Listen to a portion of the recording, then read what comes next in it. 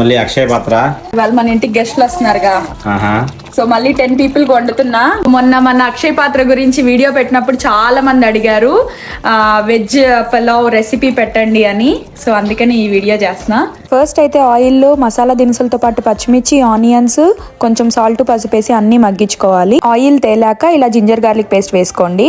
ఈలోపు బాస్మతి రైస్ కూడా కడుక్కొని పక్కన పెట్టుకోవాలి. నేనైతే ఇక్కడ ఫ్రోజన్ వెజిటేబుల్స్ వాడుకుంటున్నాను, చాలా క్వాంటిటీ కాబట్టి కటింగ్ పని లేకుండా ఈజీ ఉంటది. నెక్స్ట్ అయితే కొబ్బరి పాలను వేసుకొని అన్ని వెజిటేబుల్స్ ని అందులో కుక్ చేసుకోవాలి. ఆ తర్వాత రైస్ వేసుకొని ఇంకా తగినన్ని వాటర్ వేసుకోవాలి. నేనైతే ఒక్కటికి 1 అలా వేసుకుంటాను అనమాట. లాస్ట్ లో గరం మసాలా, కొత్తిమీర చల్లుకొని సాల్ట్ చెక్ చేసుకొని హైలో పెట్టి మూత పెట్టేసేయండి.